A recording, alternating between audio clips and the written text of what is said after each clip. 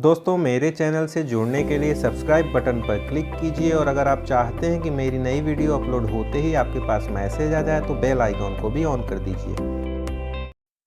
दोस्तों नमस्कार, मैं नीलेश भारद्वाज स्वागत करता हूं आपका मेरे इस चैनल में। और आज का हमारा विषय है कि पंचांग से विवाह के लिए हम शुभ मुहूर्त कैसे निकालते हैं।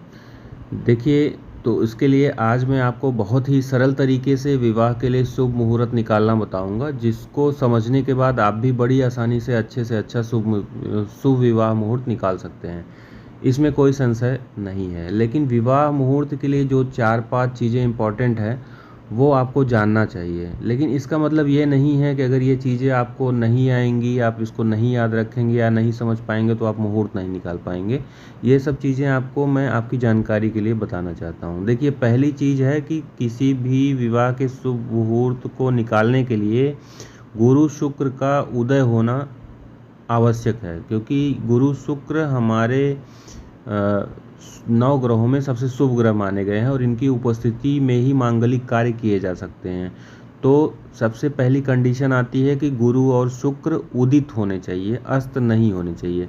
अब ये हम देखते कैसे हैं कि उदित हैं कि अस्त हैं? इसको देखने के लिए हमारे पास जो दोस्तों पंचांग है, इस पंचांग का नाम है ऋषिकेश पंचांग, काशी विश्वनाथ भी बोलते हैं इसको।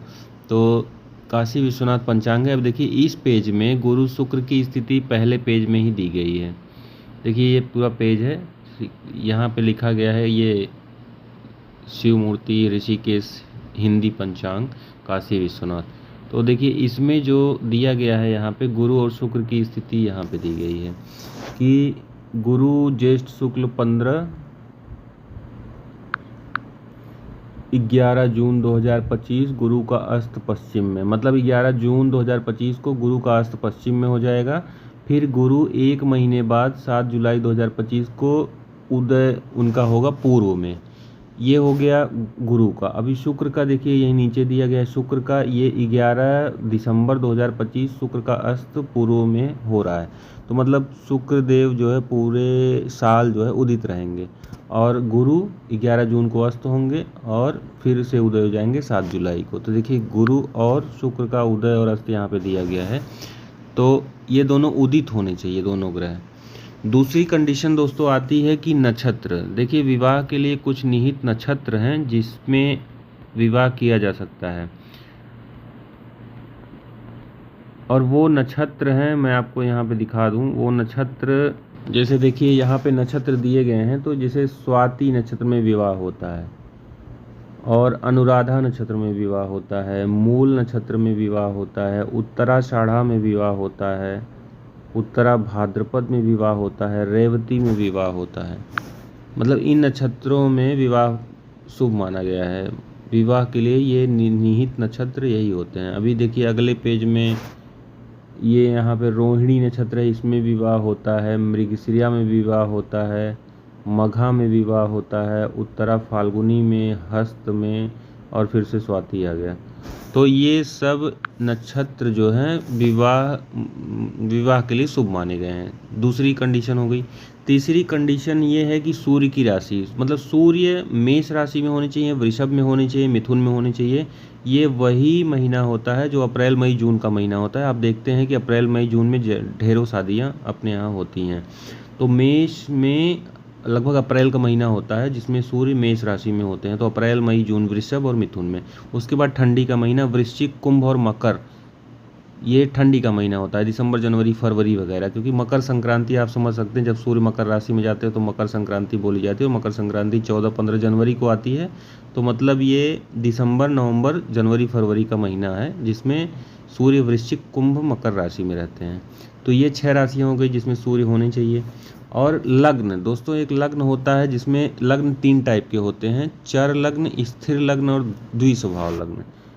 चर हो गया और एक स्थिर हो गया और एक द्विस्वभाव हो गया। अब चर लग्न कौन कौन से होते हैं? एक यानी मेष, 4 मतलब कर्क, 7 मतलब तुला, 10 मतलब मकर। स्थिर मतलब हो गया 2 वृषभ, 5 सिंह, और 8 नंबर है वृश्चिक और 11 नंबर है कुंभ। और द्विस्वभाव लग्न हो गया 3, 6, 9, 12 यानी मिथुन, कन्या, धनु और मीन। ये हो गया। अभी चर लग्न किस में यूज होता है? जैसे चर लग्न हमको चर लग्न एक गतिशील लग्न होता है, तो गतिशील लग्न के लिए हमें गतिशील जो हमारा कार्य गतिशील हो, जैसे हम यात्रा कर रहे हैं तो हम गति में हैं, तो इसको हम चर लग्न इसमें शुभ माना जाता है। गाड़ी खरीद रहे हैं तो इसमें भी चर लग्न में, क्योंकि गाड़ी जो है जब तक चलती रहती है अच्छी लगती है, जब खड़ी हो जाती है तो हमारे लिए बोझ बन जाता है, तो इसलिए चर लग्न में ही गाड़ी खरीदा जाता है, चर लग्न में यात्रा की जाती है। स्थिर लग्न मतलब स्थिर कार्य किए जाते हैं, जैसे विवाह एक स्थिर कार्य है, क्योंकि विवाह के रिश्ते, विवाह के जो संबंध बनते हैं वो स्थिर रहें पूरी ज़िंदगी तो ही अच्छे लगते हैं। तो ये जो है दो मतलब वृषभ, सिंह, वृश्चिक और कुंभ में किए जा सकते हैं लग्न में, स्थिर लग्न। और जैसे घर बनाना है तो भी स्थिर लग्न का ही चुनाव करना पड़ता है। अब मान लीजिए आपको चर लग्न में यात्रा करनी है, गाड़ी खरीदनी है, आपको नहीं मिला तो आप द्विस्वभाव में कर सकते हैं। या आपको विवाह करना है और घर बनाना है, आपको स्थिर लग्न नहीं मिल रहा है तो भी आप द्विस्वभाव में कर सकते हैं। मतलब द्विस्वभाव लग्न के पास चर और स्थिर दोनों के गुण होते हैं। तो यहाँ पे हम समझ गए लग्न। उसके बाद मृत्यु बाण। देखिए दोस्तों, विवाह में मृत्यु बाण एक बहुत ज़रूरी फैक्टर होता है जिसको हमें देखना होता है कि मृत्यु बाण जिस दिन हम मुहूर्त निकाल रहे हैं उस दिन मृत्यु बाण नहीं होना चाहिए। ये बहुत ज़रूरी है मृत्यु बाण देखना। तो मृत्यु बाण देखने के लिए दोस्तों देखिए यहाँ पे सीधा तरीका है। मृत्यु बाण जब भी होता है तो उसके सामने यहाँ लिखा होता है मृत्यु बाण सायं 6:55 मृत्यु बाण दिया रहता है। तो अगर होगा मृत्यु बाण उस दिन तो सामने दिया रहता है, इसमें आपको ज़्यादा मेहनत करने की ज़रूरत नहीं है। वैसे मृत्यु बाण दोस्तों 5 तरह के बाण होते हैं, जिसको रोग बाण बोलते हैं, नृप बाण बोलते हैं, चौर बाण, अग्नि बाण और मृत्यु बाण। मृत्यु बाण विवाह में 100% अवॉइड किया जाना चाहिए। जब सूर्य 1 डिग्री, 10 डिग्री, 19 डिग्री और 28 डिग्री में किसी भी राशि में होते हैं तो मृत्यु बाण लगता है। और लास्ट में आती है भद्रा। भद्रा देखिए दोस्तों, भद्रा वैसे 8 राशियों में होती है। जैसे मेष में होगी, मकर में होगी। मेष में चंद्रमा होंगे मेष राशि में, मकर राशि में चंद्रमा होंगे, वृष राशि में, कर्क राशि में चंद्रमा होंगे। तो ये स्वर्गलोक की भद्रा होती है, इसमें हमको कुछ देखना ही नहीं है क्योंकि ये स्वर्गलोक की भद्रा है। कन्या, तुला, मिथुन और धनु राशि में अगर चंद्रमा होते हैं और उस समय भद्रा लगती है तो वो नागलोक यानी पाताल लोक की भद्रा होती है, उसमें भी हमको नहीं देखना है। हमको सिर्फ 4 राशि से मतलब है। अगर कुंभ राशि का चंद्रमा है, मीन राशि का चंद्रमा है, वृश्चिक और सिंह राशि का चंद्रमा है। जैसे ये यहाँ सिंह राशि का चंद्रमा, सिंह राशि शुरू हो गई है 5 तारीख को, कोई भी किसी भी महीने की 5 तारीख है, सिंह राशि शुरू हो गई है कब? सायं 5:49 पे दिया गया है, तो यहाँ भी सिंह राशि ही चलेगी। अगर हम इस तारीख को या इस तारीख को, जैसे 5 को या 6 को, ये जो काले बैकग्राउंड में आपको जो नंबर दिख रहा है ये तारीख है, अंग्रेजी तारीख है, ये अंग्रेजी तारीख है। तो अगर इसमें भद्रा लग रही है, सिंह राशि में लग रही है, तो मतलब ये मृत्यु लोक की भद्रा है। यहाँ भी सिंह राशि चल रही है तो ये मृत्यु लोक की भद्रा। इसमें अगर इसमें भद्रा आ रही है तो मतलब यहाँ अगर आगे लिखा रहेगा भद्रा तो मतलब ये मृत्यु लोक की भद्रा है। और मैंने कौन सी राशि बताई? कुंभ बताई थी, वृश्चिक बताई थी। अब देखिए वृश्चिक में यहाँ है, वृश्चिक के सामने भद्रा दिया गया है दिन में 8:12 तक, मतलब ये जो भद्रा है ये मृत्यु लोक की भद्रा है, पृथ्वी लोक की, तो इसको हमें अवॉइड करना है। तो पृथ्वी लोक में हमें कौन कौन सी राशि देखनी है चंद्रमा की? कुंभ देखनी है, मीन देखनी है, वृश्चिक और सिंह देखनी है। फिलहाल ये सारी जानकारी, अगर आप इतनी सारी चीज़ें सुनकर एक बार आपको ये भी लग रहा होगा कि क्या ये सब मुहूर्त देखने के लिए इतनी सारी चीज़ें हमें ज़रूरी हैं तभी क्या हम देख पाएंगे मुहूर्त, लेकिन मैं आपको कहना चाहता हूँ कि ऐसा नहीं है। अगर इन सारी चीज़ों को आप समझते हैं, इसको याद रखते हैं तो वेल एंड गुड है, नहीं तो मुहूर्त देखना तो मैं आपको बस अभी बताने ही जा रहा हूँ और मुहूर्त आप बस 2-3 मिनट के अंदर आप समझ जाएंगे। तो चलिए विवाह मुहूर्त देखना शुरू करते हैं। देखिए आप सबसे पहले हिंदी महीने के पेज पर चले जाइए।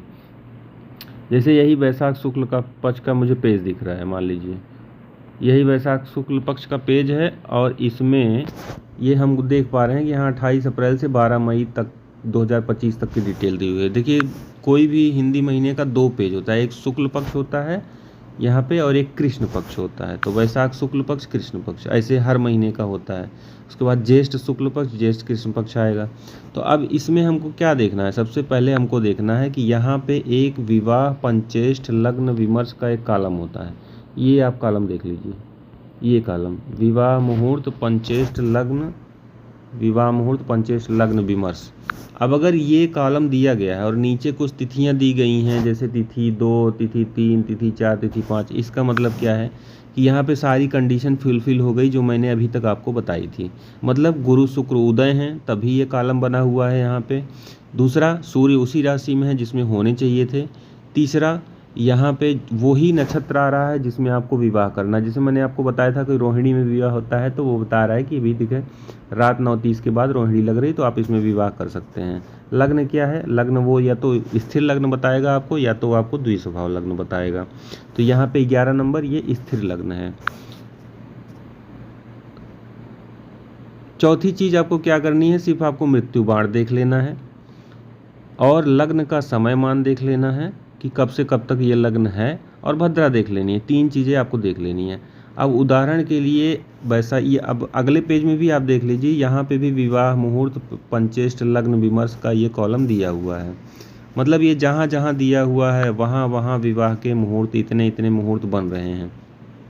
अब अगर इसको आप सिर्फ नंबर से गिनना चाहें तो 1 मुहूर्त, 2 मुहूर्त, 3, 4, 5, 6, 7, 8, 9 शादियां तो इस 15 दिन में ज्येष्ठ कृष्ण पक्ष के महीने में हो रही हैं। मतलब 13 मई से 27 मई 2025 तक इसी में इतने मुहूर्त हैं। ज्येष्ठ कृष्ण पक्ष में, ज्येष्ठ शुक्ल पक्ष में आप आ जाइए, इसमें भी देखिए विवाह मुहूर्त पंचेष्ट लग्न विमर्श है। मतलब इसमें सारी कंडीशन फुलफिल हो रही है, वो सूर्य वाली, गुरु वाली, शुक्र वाली, नक्षत्रों वाली सारी कंडीशन फुलफिल हो रही है। तो आप उतनी जानकारी ना रख के आप अगर शॉर्ट में अगर आप मुहूर्त देखना जानना चाहते हैं तो आप यहीं से देख लीजिए विवाह मुहूर्त पंचेष्ट लग्न विमर्श में आके। अब मान लीजिए एग्जाम्पल के तौर पे मैं आपको एक एग्जाम्पल लूँगा और आपको समझा दूंगा कि मुहूर्त कैसे देखते हैं, और समराइज भी हो जाएगा आपको सारा यहाँ पे। अब एज्यूम कर लेते हैं कि किसी ने आपसे कहा कि पंडित जी हमको 10 जून के आसपास कोई लगन कोई मुहूर्त बताइए विवाह के लिए। तो 10 जून हमने देखा, ये सबसे पहले हम 10 जून का पेज खोल लेंगे, 10 जून के आसपास का पेज। अब ये हमने ज्येष्ठ शुक्ल पक्ष खोला है, ज्येष्ठ शुक्ल पक्ष का आप डिटेल देख रहे हैं 28 मई से 11 जून तक का शो कर रहा है। ये पेज जो है 28 मई से 11 जून 2025 तक का पेज शो कर रहा है। मतलब 11 जून, और वो सामने वाला आदमी आपसे पूछ रहा है कि 10 जून के आसपास कोई हमें मुहूर्त बताइए। तो हम जाएंगे 10 जून, ये 11 जून तक का पेज है, तो हम जाएंगे यहाँ पे तिथि देख लेंगे, तिथि 12 लास्ट है, और ये 11 जून तक का पेज है, लास्ट टू लास्ट 11 जून तारीख है इसमें। अब जैसे यहाँ दिखा रहा है कि तिथि 12 शनिवार को, अब हमको उठाना क्या है यहाँ से, तिथि 12 हमको उठा लेना है, शनिवार उठा लेना है, दिन में 10:25 के बाद स्वाति, मतलब वो बता रहा है कि स्वाति। अब मैंने बताया था कि आपको स्वाति में कि स्वाति जो है एक निहित शुभ नक्षत्र है विवाह करने के लिए, तो ये स्वाति नक्षत्र बता रहा है कि आप स्वाति नक्षत्र में कर लीजिए। दिन तिथि 12 है, शनिवार है, दिन 10:25 के बाद स्वाति आएगी। वो सारी चीज़ें तो आपको खुद ही बता रहा है, निकाल के आपको उसमें कुछ करना है। ये तो रेडीमेड मुहूर्त है आपके लिए, तो बहुत ही आसान है यहाँ से देखना। उसके बाद आप कुछ मत, बस यहाँ से लग्न उठा लीजिए, लग्न 5 बस। अब आ जाइए तिथि 12 में, तिथि 12 में आप आ जाइए, जो ये बता रहा है कि दिन में 10:25 के बाद स्वाति में, तो तिथि 12 शनिवार। अब देखिए तिथि 12 में हम आ गए, तिथि 12 यही कॉलम है, तिथि 12 शनिवार का। अब यहाँ समस्त ये जो चित्रा नक्षत्र 12:57 दिन में 10:27, ये अंग्रेजी टाइमिंग है ख़त्म होने की। चित्रा नक्षत्र ख़त्म हो रहा है, तो चित्रा नक्षत्र में तो विवाह करते नहीं हैं, तो चित्रा वही तो वो बता रहा है कि 10:25 के बाद, मतलब 10:25 जैसे ही बीतेगा चित्रा नक्षत्र खत्म हो जाएगी, स्वाति लग जाएगा, स्वाति में आप विवाह करिए। अब ये क्या है, ये शनिवार का दिन है, शनिवार को दिन में मतलब सुबह 10:25 पे ख़त्म हो रहा है, तो शनिवार को शाम को रात को पूरा स्वाति नक्षत्र ही चलेगा, क्योंकि 10:25 पे चित्रा ख़त्म हो रहा है, तो स्वाति लग जाएगा 10:26 से। और स्वाति ख़त्म कब हो रहा है, अगले दिन संडे को 1:02। ये समाप्ति का टाइम होता है दोस्तों, आप इसको नोट करे रहिएगा। तो संडे को ये देखिए रविवार, और स्वाति नक्षत्र ख़त्म हो रहा है दिन में 1:02 पे, और शनिवार को स्वाति लग रही 10:26 पे, 10:25 पे जैसे ही चित्रा ख़त्म हो रही है। तो अब नक्षत्र का तो यहाँ तो कोई बाउंडेशन नहीं है, मतलब नक्षत्र जो होते हैं विवाह मुहूर्त के लिए उसको हमको देखना होता है कि वो रात भर हैं कि नहीं। पता चला शादी में 4-5 घंटे लगने हैं और विवाह मुहूर्त, विवाह जो नक्षत्र है वो 2 बजे रात को ख़त्म हो गया, तो क्या 3-4 बजे हम कैसे विवाह कर पाएंगे, क्योंकि शादी 1 घंटे में तो होती नहीं है, वो 5-6 घंटे 4 घंटे 5 घंटे कम से कम लग ही जाते हैं। तो हमको ये देखना है कि विवाह मुहूर्त के लिए जो नक्षत्र है वो रात भर अच्छे से है कि नहीं, ताकि हम रात भर आराम से विवाह की पद्धति को पूरा कर सकें। तो यहाँ पर रात भर स्वाति रहेगी, आप देख सकते हैं रात भर स्वाति नक्षत्र रहेगा। कैसे रहेगा एक बार फिर मैं आपको बता दे रहा हूँ कि शनिवार को दिन में 10:25 पे, दिन में आप एज्यूम थोड़ा दिमाग में सोचिए कि शनिवार को दिन में 10:25 पे सुबह जो है ख़त्म हो जा रही चित्रा, उसके बाद पूरा दिन, पूरा शाम, पूरा रात शनिवार को, और अगले दिन संडे को भी स्वाति नक्षत्र चलेगी। स्वाति नक्षत्र ख़त्म कब होगा? संडे को दिन में 1:02 पर ख़त्म होगा। अब आप समझ गए होंगे पूरा रात स्वाति रहेगी, तो आप स्वाति में नक्षत्र। अब दूसरा देखिए, ये तो हो गया। चलिए अब आपको क्या देखना है, बचा मृत्यु बाण आपको देखना है। अब 12 शनिवार के सामने 12, ये जो 12 शनिवार लिखा हुआ है, अब इसके सामने आप देखते चले जाएंगे यहाँ पे, ठीक है। इसके सामने 7 तारीख आ रही है, 7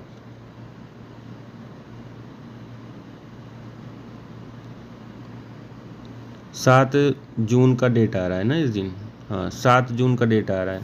तो 7 जून के सामने चलेगा। अगर मृत्यु बाण अगर दिया होगा तो यहाँ सामने लिखा होगा कि उस दिन मृत्यु बाण है, और अगर नहीं दिया होगा तो उस दिन नहीं लिखा होगा मृत्यु बाण। तो देखिए, वैष्णव का एकादशी व्रत, कूर्म जयंती 12, चंपक द्वादशी उड़ीसा, सर्वा सिद्धि योग, दिन में 10:25 से द्विपुष्कर योग। और ये 2 नंबर लिखा है तो 2 नंबर हम ढूंढेंगे, ये 2 नंबर लिखा है तो 2 नंबर हम ढूंढेंगे। यहाँ लिखा है 2, मतलब द्विपुष्कर जो योग है वो दिन में 10:25 तक है। मतलब यहाँ पे आप देख सकते हैं कि यहाँ पे कहीं भी नाम नहीं दिया गया है, ना ही भद्रा का नाम दिया गया है कि भद्रा है। अगर भद्रा रहती तो देखिए ऐसे दिया रहता कि भद्रा दिन में 4:08 से रात शेष 5:03 तक, तो तब आपको उसको देखना पड़ता कि भद्रा कितने बजे से कितने बजे तक है। और जो मैंने आपको राशि बताई थी कि आपको किस राशि का भद्रा देखना है, तो आपको सिर्फ कुंभ राशि का, मीन राशि का, वृश्चिक राशि का और सिंह राशि का भद्रा देखना है। जैसे यहाँ वृश्चिक राशि है तो वृश्चिक राशि ये भी हुई, तो वृश्चिक राशि के सामने अगर यहाँ कहीं भद्रा लगती, जैसे ये भद्रा लग रहा है दिन में 10:55 से रात 11:42 तक, तो रात 11:42 तक लग रहा है। मतलब अगर इस दिन हम मुहूर्त निकालते हैं और मान लीजिए भद्रा रहती तो 11:42 तक भद्रा रहती, तो हम नॉर्मली क्या होता है 12 बजे के बाद ही विवाह होता है, और 5 बजे 6 बजे सुबह तक। तो इस भद्रा से तो कोई समस्या है नहीं, क्योंकि वैसे तो ये है मृत्युलोक की भद्रा, क्योंकि वृश्चिक राशि की भद्रा है तो ये मृत्युलोक की भद्रा है, लेकिन टाइमिंग रात 11:42 तक है, उसके बाद ही शादी होती, तो इससे कोई दिक्कत नहीं है। ऐसे ही करके हम मुहूर्त निकालते हैं और बताते हैं। अब जो हमने 7 तारीख का, जो हमने शनिवार का मुहूर्त निकाला था, इसमें ना कहीं भद्रा दिख रही, ना कहीं मृत्यु बाण दिख रहा है, और नक्षत्र भी पूरे रात भर है। ऊपर से सर्वार्थ सिद्धि योग और द्विपुष्कर योग जैसे अच्छे योग भी हैं। तो इसका मतलब ये क्या हो गया कि ये बहुत ही अच्छा मुहूर्त हो गया। अब इसको लोग क्या कहेंगे कि बहुत तेज लगन है इस दिन, मतलब बहुत अच्छी लगन है। तो ये सब अच्छे लगन में आ जाते हैं। कमज़ोर लगन कौन से होते हैं? जैसे उसमें जिसमें टाइम का बाउंडेशन है, जैसे 3 बजे तक है रात को, उसके अंदर ही निपटाना है, या 2 बजे रात के बाद है, 2 बजे तक आपको बैठे रहना है। अच्छा, मृत्यु बाण जो है अवॉइड किसके लिए किया जाता है? जैसे शादियां तो 5 घंटे होती हैं, अब मृत्यु बाण किसके लिए? सिंदूर दान। जब लड़का सिंदूर लगाता है, लड़की के मांग में भरता है, उसी समय मृत्यु बाण को अवॉइड किया जाता है। वही एक मेन टाइम होता है जिस समय मृत्यु बाण देखते हैं। मृत्यु बाण हो गया क्लियर आपको, और भद्रा भी क्लियर हो गई होगी। तो इस 7 तारीख को बता सकते हैं कि हाँ ठीक है, आप ये मुहूर्त अच्छा है, आप कर सकते हैं। ना ही क्योंकि आपको पता चल गया कि उस दिन सर्वार्थ सिद्धि योग जैसे अच्छे योग भी हैं, द्विपुष्कर योग जैसे अच्छे योग भी हैं, और मृत्यु बाण भी नहीं है, भद्रा भी नहीं है, तो मतलब कुल मिला के अच्छा है मुहूर्त। अब आपको लग्न के बारे में मैंने नहीं बताया। यहाँ पे देखिए लग्न दिया गया है लग्न 5, तो लग्न 5 तो आएगा दिन में ही, क्योंकि देखिए लग्न यहाँ से देखते हैं। तिथि उस दिन थी द्वादशी, तो द्वादशी वाले कॉलम में हम जाएंगे। ये 12 द्वादशी शनिवार था। और लग्न 5 देखिए सिंह लग्न है, सिंह लग्न 5 नंबर आता है, लेकिन ये दिन का आ रहा है, दिन का, क्योंकि विवाह का ऐसा कोई बाउंडेशन नहीं कि रात को ही करना है, दिन का भी मुहूर्त दे देते हैं इसमें। तो जैसे 10:16 के बाद 12:30 तक लगन है, लेकिन हमारा जो नक्षत्र शुरू हो रहा था वो मुझे जो याद आ रहा है कि नक्षत्र स्वाति नक्षत्र शुरू हो रहा था 10:25 के बाद, और ये लगन जो है 10:23 लगन जो है ये 10:16 से 12:30 तक है, 12:30 तक। तो हम यहाँ बताएंगे कि 10:25 से 12:30 के बीच में दिन में लगन है, लेकिन ये दिन का ही दिया गया है लग्न। रात के लिए कोई ऐसा बाउंडेशन नहीं दिया गया है लग्न का, तो लग्न इसमें बहुत ज़रूरी नहीं होता है। लग्न अगर सामने दिया गया है तो आप देख लीजिए, नहीं दिया गया है तो कोई बात नहीं। नक्षत्र अच्छा है, विवाह वाला नक्षत्र है तो पूरा काम हो जाता है उसमें। तो उम्मीद करता हूँ आप इन सारे पॉइंट्स को समझ गए होंगे। मेन आप मृत्यु बाण को अवॉइड करिए और बाकी नक्षत्र देखिए, ये दोनों चीज़ें आप यहाँ से देख लीजिए। और बाकी अगर ये कॉलम अगर दिया गया है विवाह मुहूर्त पंचेश लग्न विमर्श का, तो सूर्य के बारे में, गुरु शुक्र के बारे में आप निश्चिंत रहिए, वो सारी चीज़ें अच्छी हैं, तभी ये विवाह मुहूर्त पंचेश लग्न विमर्श यहाँ पे दिया गया है। उम्मीद करता हूँ आपको वीडियो पसंद आई होगी। हाँ, इसके बाद भी अगर कोई संशय हो, कोई डाउट हो तो ज़रूर बताइएगा। हो सकता है कुछ चीज़ें मुझसे छूट गई हो वीडियो में, तो मैं उसको कवर करने की पूरी कोशिश करूँगा, या आपको कमेंट में आपको रिप्लाई करने की कोशिश करूँगा और आपको रिप्लाई दूँगा। Thank you. अगर वीडियो पसंद आए तो वीडियो को लाइक करिएगा, चैनल को सब्सक्राइब करिएगा। मिलते हैं फिर नेक्स्ट वीडियो में, तब तक के लिए नमस्कार।